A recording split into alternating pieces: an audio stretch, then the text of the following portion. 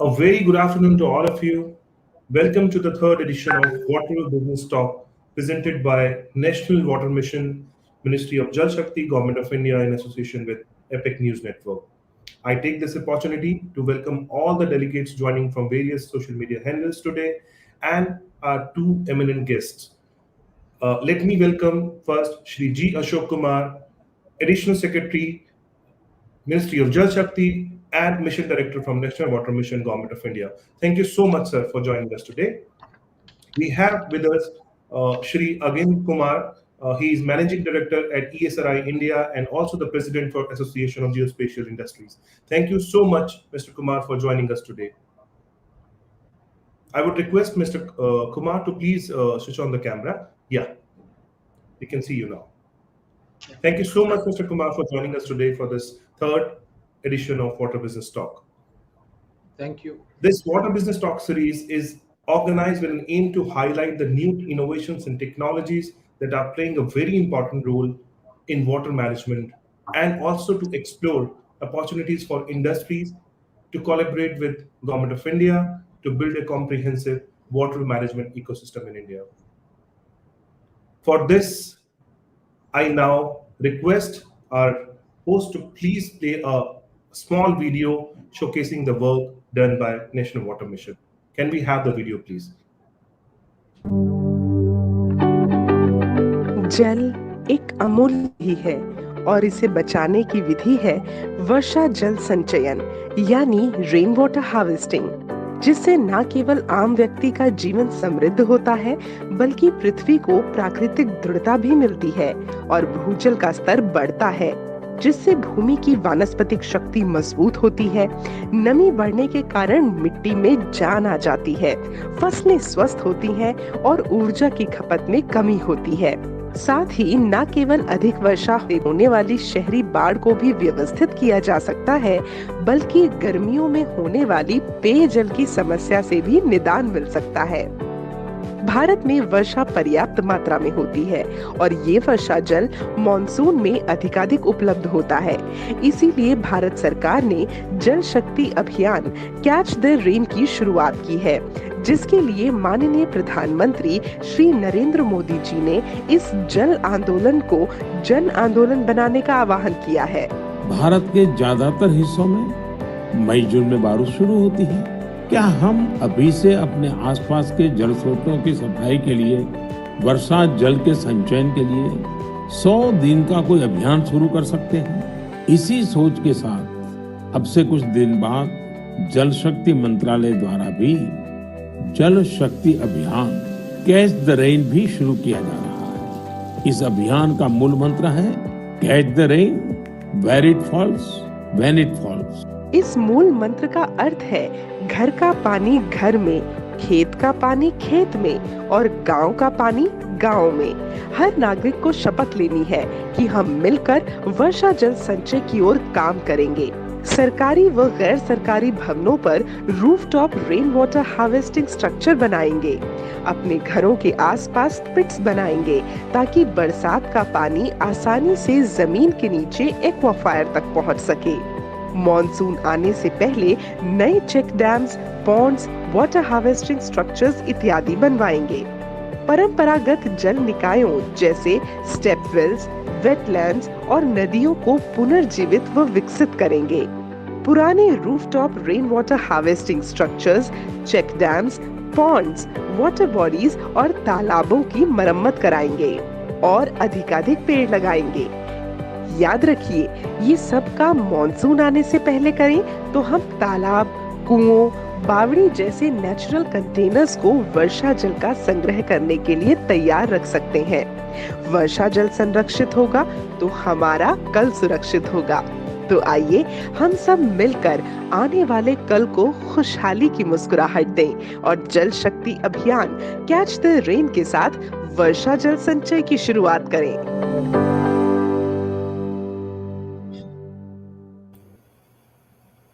Thank you for playing this very beautiful video showcasing the work done by National Water Mission on Catch the Rain. Now, before I hand over this session to our keynote speaker, Shri G. Ashok Kumar, IAS, Additional Secretary and Mission Director of the National Water Mission. I would like to introduce Agindra Kumar. He is the Managing Director of ESRI India. Just a small brief about Agindra. Agindra Kumar has been associated with ESRI India since 2013, an industry veteran with over 3 decades of experience in the IT industry. Agindra has been promoting the use of geospatial technologies in the country. Under his leadership, ESRI India has partnered with various government and private organizations to execute critical and transformative projects using ESRI GIS technology.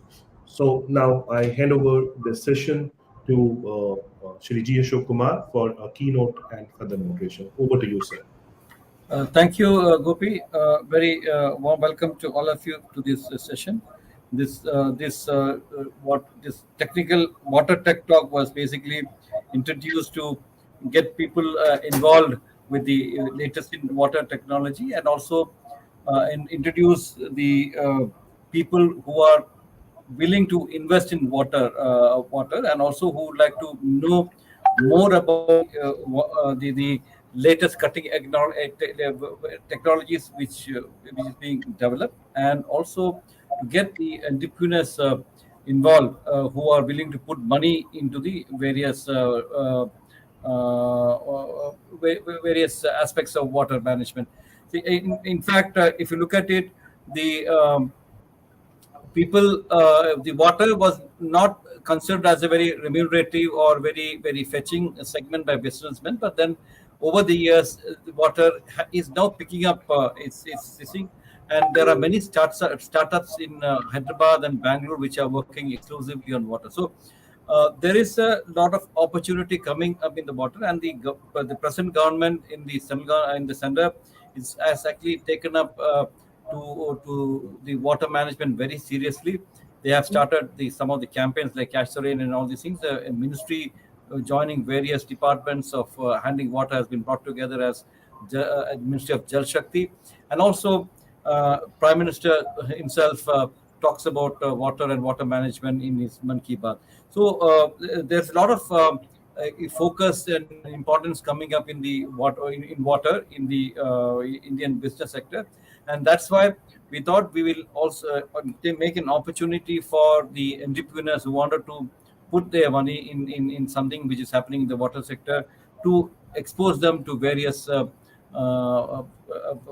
avenues available, because many people confine water to be just maybe treatment of sewage water or desalination, that's all.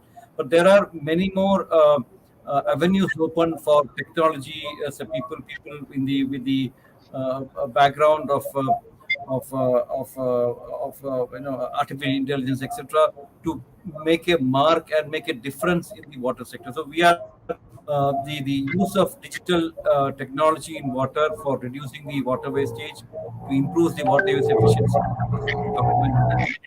discussed also. So here today we also have a person who has done a lot of work in the geospatial industry, and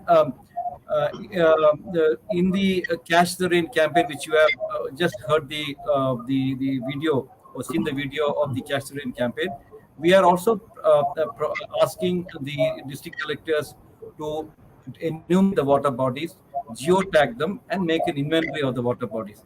So here the GIS application is very important, because we would like to have all the water bodies in the country mapped, geotagged, and in fact, if you can get the minor details like what is the health of the water body, whether it requires repairs or whether it can be used without much any problem, what is the potential it can store, how can you increase the volume of water which is handling it, all these things also being trying to be captured.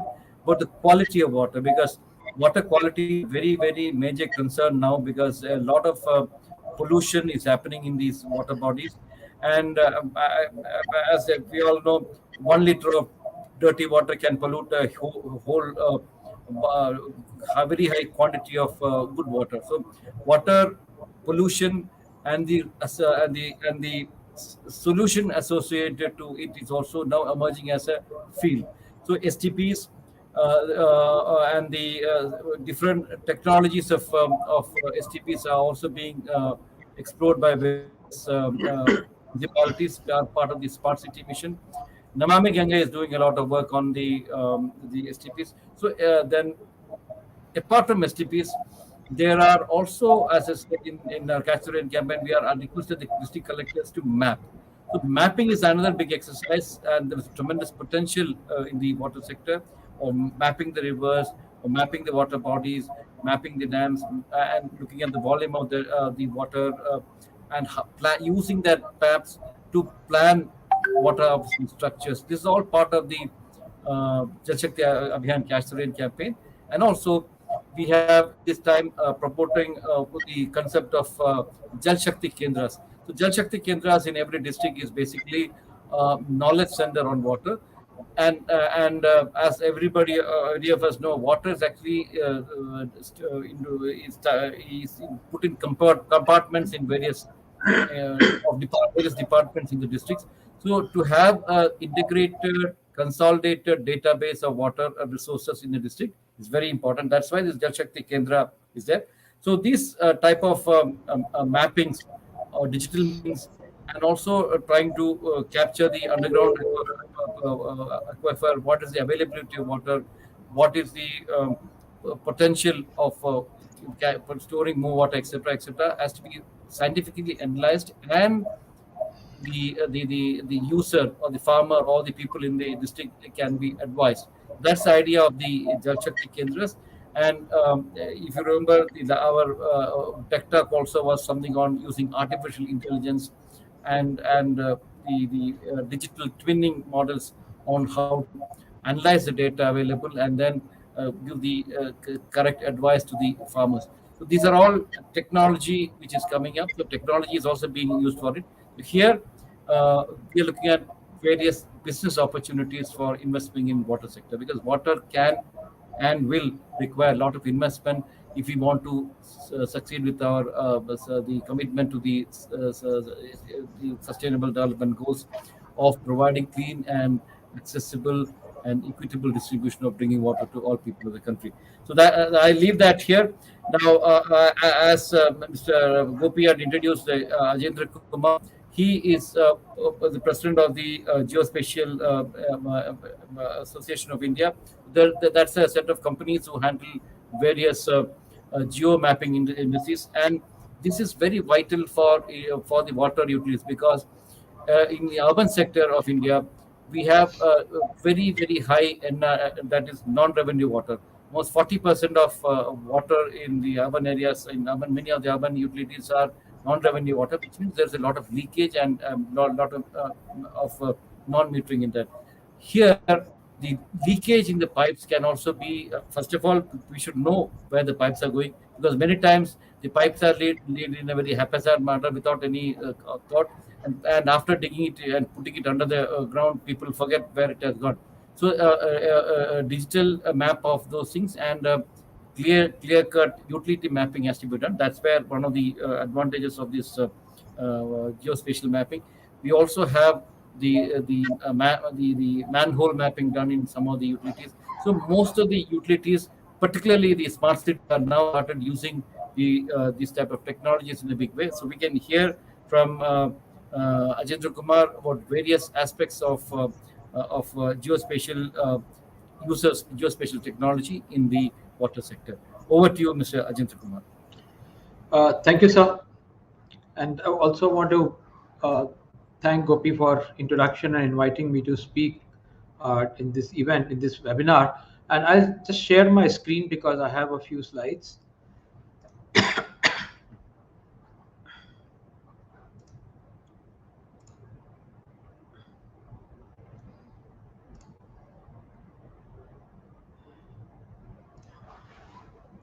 Okay.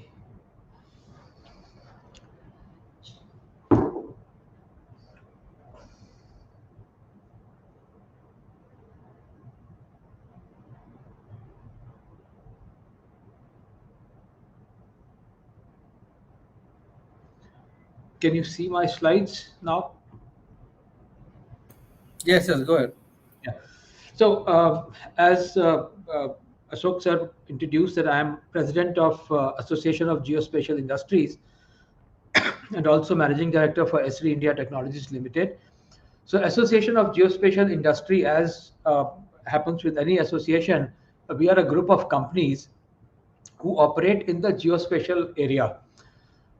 So there are technology companies there are which are both hardware technology and software technology. Then there are a number of companies who provide different kind of services. Some companies specialize in data collection, data processing.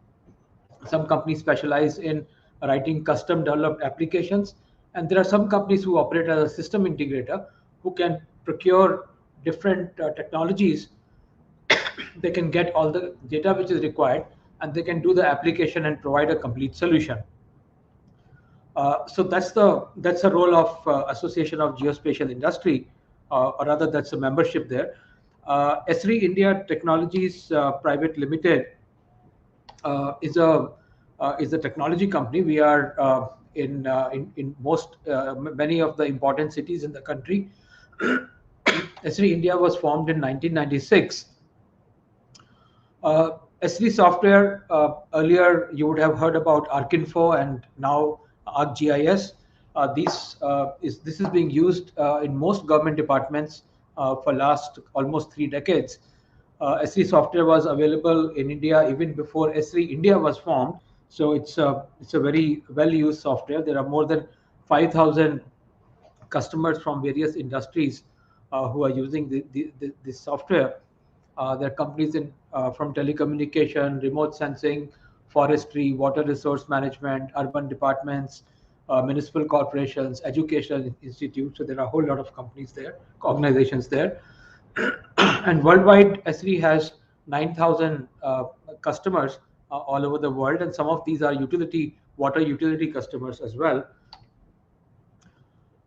So GIS, as you would all know, is Geographic Information System. So basically, it helps us in understanding where. So we call it science of where.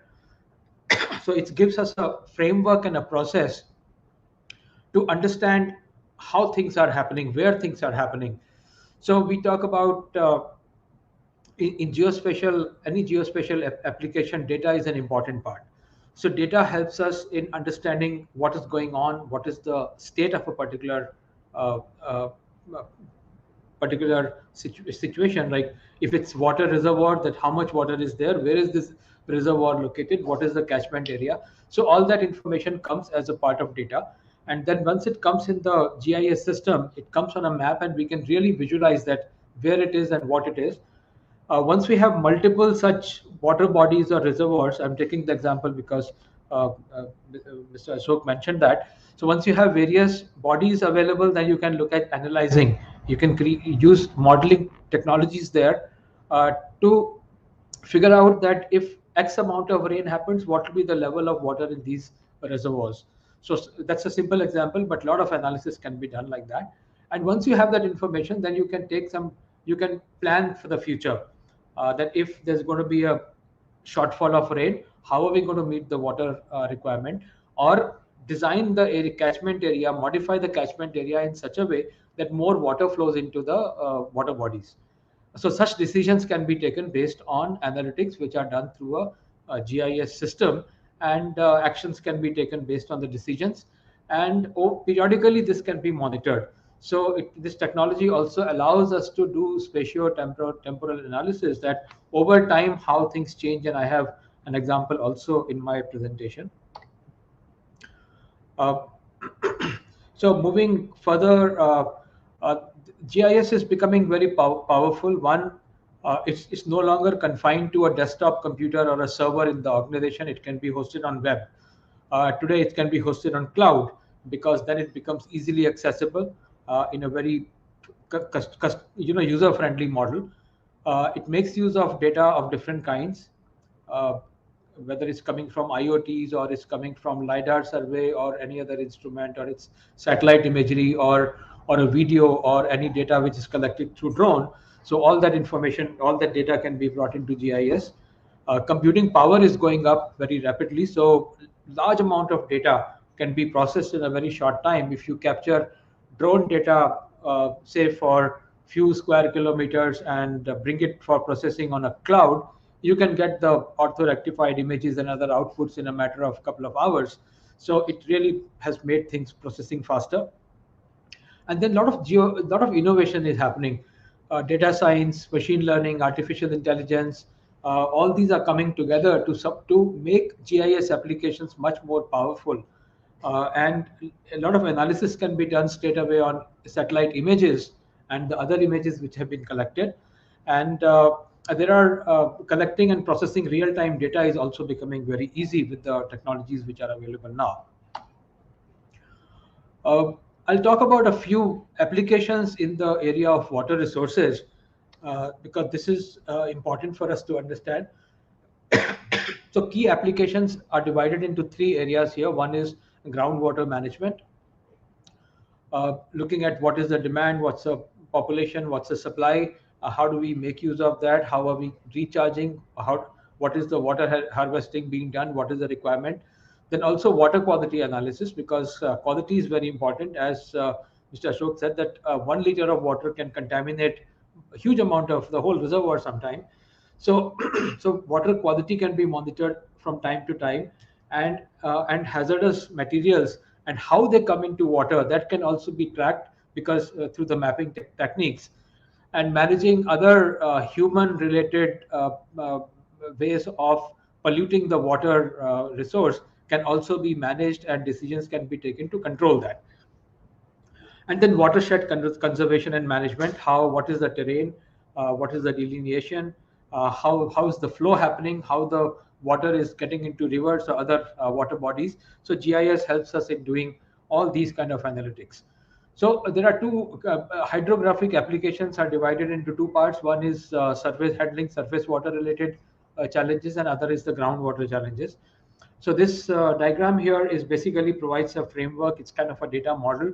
What data should be collected and how we should be able to analyze is coming in my further slides. So if you look at hydrological modeling and analysis, the idea here is to determine where the water came from and where it went. So we do an analytics of the terrain, and we see where are the ups and downs in the terrain, hilly areas or river or in between. And often we find, if you see on the right side what looks like a bar chart, it's basically a model where it shows that it's not that the terrain is straight away coming down. Terrain may come down, and then there could be some other thing which goes up. So water may get trapped in that area, so that water may never get released. So those challenges come in when we look at the water coming into a river. So GIS can help in understanding that given the X amount of rain, what is the water quantum of water which can feed into a river. So that analysis is very easily possible. Then there are more advanced modeling for better watershed management and floodplain analysis for understanding if any flood is going to happen, and how do you forecast these things to happen, and what other measures do you take for creating zones and subdivisions and create some structures to get the water easily into your water reservoirs and water bodies. So coming to terrain, there are different kind of analytics which are possible: hills and shades and slopes and aspects and curvature, what is the view shed, line of sight, length of surface, what's the volume, and reclassifications, and creating contour maps to understand the terrains better. So some of these pictures are gives the example of that. The one here on the right side bottom shows about snow, that if there is a X amount of snow on a mountain, how are we going to get that water into a usable form? Then there are techniques for groundwater mapping and analysis. So these surveys are done through a variety of sensors, and information about different water wells is captured, and also how easy or difficult it is to access that water well, that's also understood. And using the instruments which are available today, we can understand the water availability in wells at different time periods, and what is the flow of the subterranean water. So all these, we can get a better understanding of what exists under the ground. And once we have the understanding, it becomes easier for us to plan to make use of those resources. Moving ahead, this is an example of urban flood inundation modeling. So basically, what happens is if there is a high amount of rain, then there is a possibility that that there could be a breach in the riverfront, and the water may go into urban areas and create flooding. So this basically this helps us understand that what amount of rain will create flooding in how much area. So given the quantum of rain as a slider, we can see up and you can move it forward and backward to get an understanding of the flood, the areas which are going to get impacted in case of the river which is passing through a city gets breached and the water flows out. Another example of such analytics is uh, understanding the river water discharge. So this is a very interesting application. This has been created in association with University of Texas. So they monitor the water status in different rivers all across the world all the time. So this particular image was captured today morning, and this gives a status of water in different rivers. So basically, this tool is more to forecast any flooding possibilities. So when all the rivers are showing blue, it means that the water level is within the acceptable range. But if there is more water in any river, then slowly these rivers, the color of the rivers will change to red.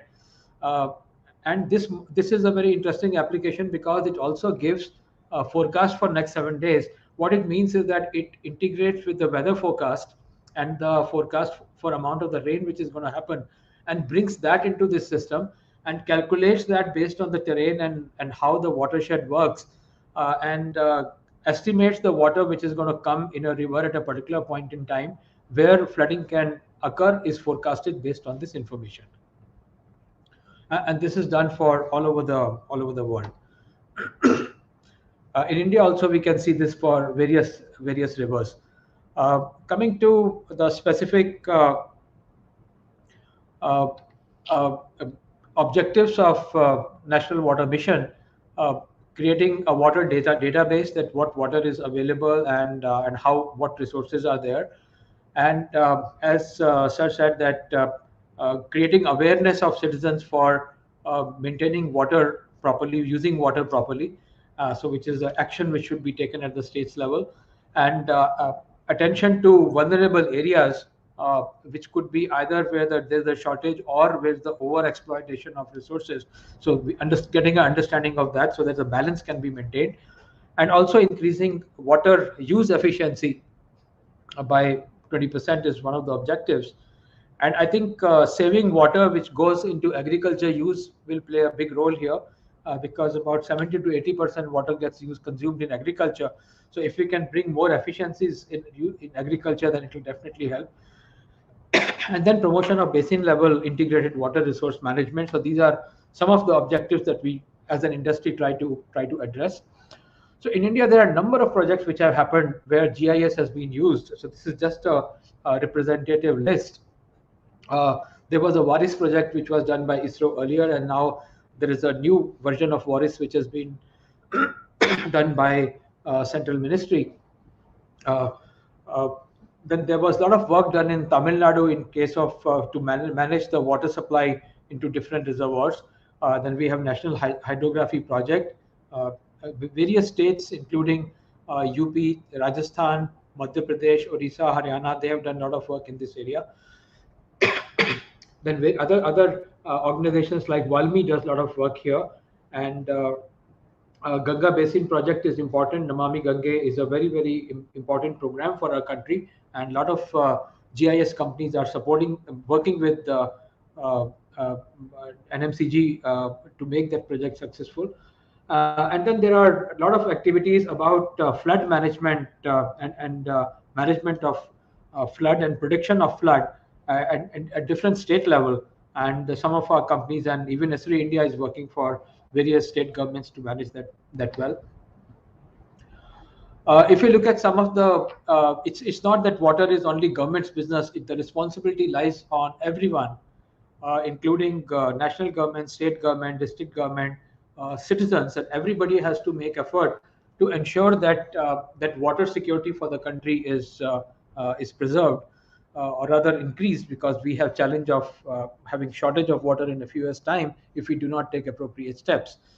So India WARIS program, National Water Resource Information System, that has been done at the national level, and then there are state WARIS projects which are going on, and industry collaborates in those projects as well. Esri India is also working with many states in state level WARIS. There are programs like Bhujal, Kaushal, and other projects at district level, and then at the various village and town level also there are many activities going on. We work closely with GMD, and they have taken some action in improving the water situation in the city of Gurgaon, and many other cities are doing similar work. So next few slides will give examples of these projects, and I will go quickly over these and not spend too much of time, because many of the people who are from water domain, I'm sure, are aware of these and how mapping is being used. So India WARIS was a program, and this is the updated version where it provides a lot of data for various national and state level bodies for planning of resources and actions. So it's a very important resource for the country. Other important one is about Jal Jeevan Mission, where a lot of data has been collected and analysis has been done to find out that what is the quality of water in different states, both in terms of underground water and the water available in the water bodies, and what is the availability of water based on the population, and and how this is changing over a period of time. So those analytics are possible using such programs. This is a project which is done by India Urban Observatory, which is a part of Mahua, Ministry of Housing and Urban Affairs. So they have tried to compare the water stress over 25 years. So they've got the data for 2015, and they've made some predictions for 2040, and they've tried to analyze what changes are happening. So such analysis over a period of time can be done, and this is a dynamic kind of a map. So there's a URL. If you go to that URL, you will be able to analyze this and see on your own a different point in time between 2015 to 2040 how things are likely to change. And there's a water tool has been created which gives us a very good understanding of the water situation at the state level, and you can go deeper. It's a URL is given, and using this URL you can go deeper into each area and see the quality of water, quality and quantity of water. And the right side image gives gives a closer view of how the wells are located all across the country, and this will also provide data about the water, what is the availability of water, because a lot of data sets can be combined easily using a GIS system. And once you have all the data coming together, the analytics on different parameters becomes very easy. So this is an example of state level WARIS projects, and we worked with government of West Bengal in creating this particular application, where they have a clear knowledge of the water resources in different parts of the state, and it's visible as a map and as a dashboard too, and various parameters can be seen by moving the cursor to a particular district. You can see that what is the situation in that particular district. So a lot of analysis happens on the back end. It looks very simple when we move the cursor, but the technology behind it is quite powerful, because it collates various data sets into one and brings a specific result that you want in front of you in form of a map or a dashboard. So that's a power of this technology. Moving on further, there is a national aquifer mapping and management program, which is again very important. Started in 2012, and countrywide aquifer mapping has been done. Organizations like CGWB work on such projects, and they also, this acts as a resource for various states for planning for managing their water resources and planning for the future.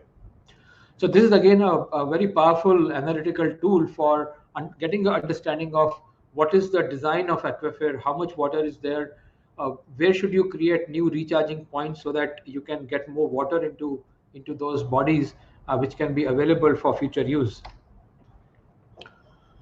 Uh, we also, as Esri India, we partner with NMCG, and there are many other geospatial companies who are working closely with National Mission for Clean Ganga.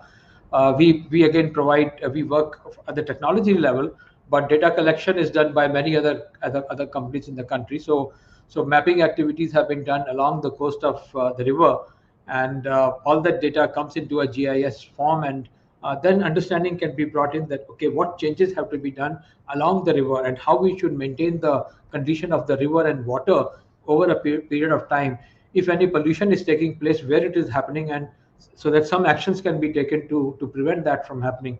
If it's coming from industry, then they need to be told to discharge their waste into somewhere else and not in the river. And there are other challenges also which are religious and other kinds. So actions can be taken to minimize those activities which pollute the water in the river. So this is another very important project of Government of India, and Esri India and many other AGI member companies are working closely with them. NHP is a very important program, and NHP 1, 2, and 3. So there are hydrographic projects which are running, and these are funded by World Bank, and a lot of data creation has happened, and a lot of it's becoming a very powerful platform for making decisions to improve the water situation in the country. So we are really happy to work on this program, and this is creating a lot of value in terms of providing information to various stakeholders. It uses remote sensing, GIS, and other related technologies for getting all the data and analyzing the same, and coming out with certain suggestions for actions so that situations can be improved. Coming to the end of my talk, I'd like to just share a few areas where probably we can do a little more. One is integrated river basin development and management program. Government would like to interconnect different rivers for a variety of purposes, including the transportation of goods. So it's a very good project. So a lot of GIS can play a very big role here in understanding of the basin and further development of that. And how do you manage that so that the water level in the river remains at an acceptable level, and situation of flooding can be minimized. Then also, second one is understanding the impact of human activities on water and minimizing that. So points where such activities can happen can be understood, can be identified in different ways. One of the ways to capture the imagery and look through that, but as such, the information could be made available, and some decisions and action can be taken. Spatio-temporal analysis of various water stress districts. So there are many districts in the country, in some states also, where the water situation is very precarious. So technology helps in looking at from the historic data into the future based on what is the expected situation. Analytics can be done to see that how situation is going to change, and if we are taking any actions to change the situation, then what could be the possible impact of those actions. So what will be the situation, say 25 years from today, if no action is taken, and what will be the situation in 25 years if we take multiple actions. So how situation is going to change can also be understood. Then increasing irrigated area, reducing the gap between irrigation potential and how much we are able to utilize. So that can also be managed very well using GIS. A lot of cities and states are encouraging recycling of water. So finding out more and more opportunities for that, and so that in wherever possible, recycled water can be used. So in some parts in agriculture, if we can do things like that, I think it started happening. But if we do a lot more, it'll help a lot.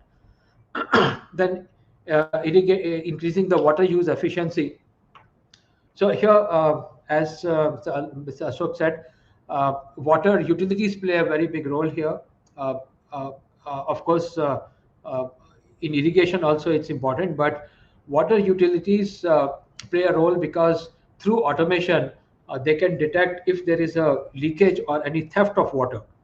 And if they do that, and there's a 40% non-revenue water which is getting stolen or wasted like this, if we can bring it down to something like below 10%, then that much more revenue and water will be available for our municipal corporations and water utilities to supply to citizens. So that will make a huge impact. And then promotion of research and development activities in water sector. Of course, there are several organizations who are involved, but I think there's probably a scope for doing more through mapping, understanding the situation, and then coming out with different plans and activities and actions which can be taken to improve the water situation. And the last one being one of that is that uh, we have a good amount of rain in the country and also good amount of snow in Himalayan region. So while there's a project going on for improving the catchment of rainwater and getting it into water bodies and rivers, there could be a very good high possibility of making use of the snow. Of course, there are glaciers. When they melt, the water comes into our primary rivers, but there's a significant amount of water which comes out of molten snow, which just runs away.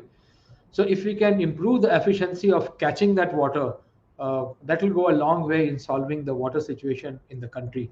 So that could be probably an area where some research can be conducted, apart from the work which is already being done with the glaciers who are feeding our rivers. So there's the rest of the area where there's snow and which can probably be used for better purposes. So that's all I had from my side.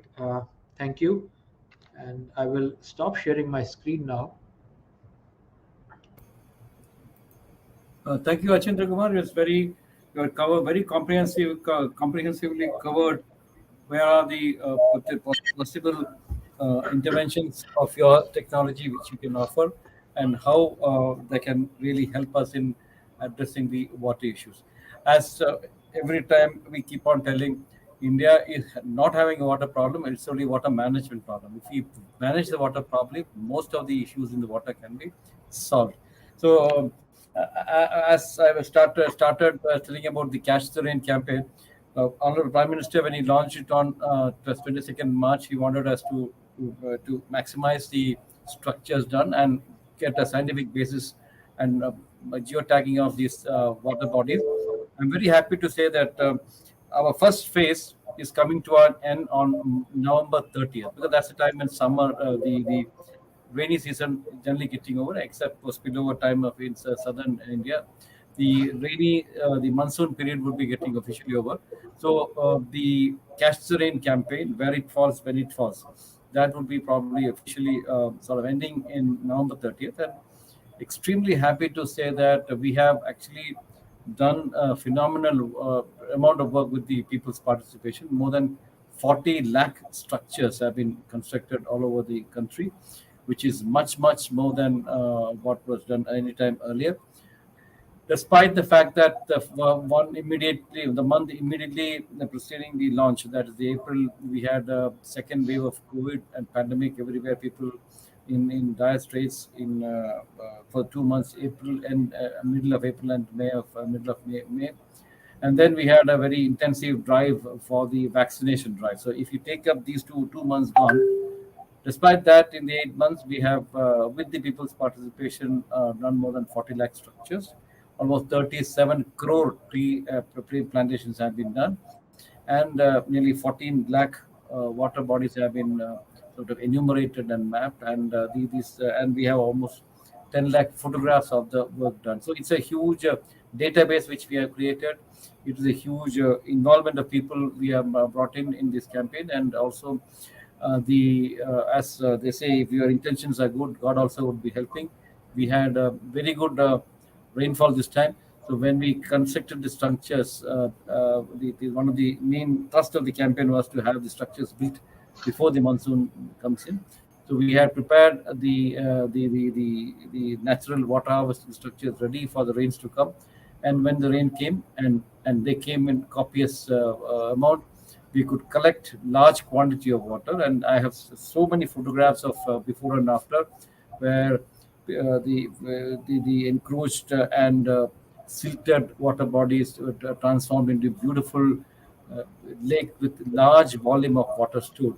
Probably with these two things together, the number of structures and the copious rainfall, our water table would have definitely increased, and we look forward for a tiger mukta summer in this time. So probably, and if people get to understand the success story of this year, that they constructed so much water and with so much of water was stored, and if their problems get mitigated in summer, probably they will learn lesson and then try make it a sustainable movement. So our intention of making Jan Andolan be successful.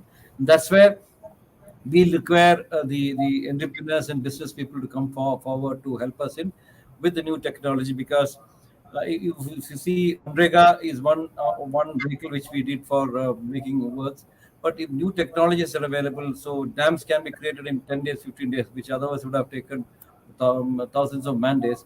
Small the Proclaim can really take up a lot of earth and then desilt a lot of tanks. So technology has a lot of lot to offer, support us, and particularly your eye from the sky through the remote sensing and imagery can make people understand better. People these type of critical blocks and semi-critical blocks in area, if we can visually show the people through the nice picturization, people register in their mind rather than giving some figures of 100 meter, 300 meter, 200 meters, and all these things. So this has a tremendous impact. And as you rightly said, if the what if scenarios can be analyzed by if the rainfall is such comes, what will be the flooding area and all these things, and also link up with the IMD and forecast for the next 7 days. It will be a great boon for the farmers of the country, and also not only for the farmers, people lying in low-lying areas who are every time displaced or affected, and their entire probably effort of getting lost because of inundations. It's a lot of tremendous opportunity. Anyway, thanks a lot, Rajendra Kumar. So I'll leave it here. I'll leave it open for questions to anybody to ask. So I was very happy with to see you have covered a very comprehensive way on in your presentation. Thank you.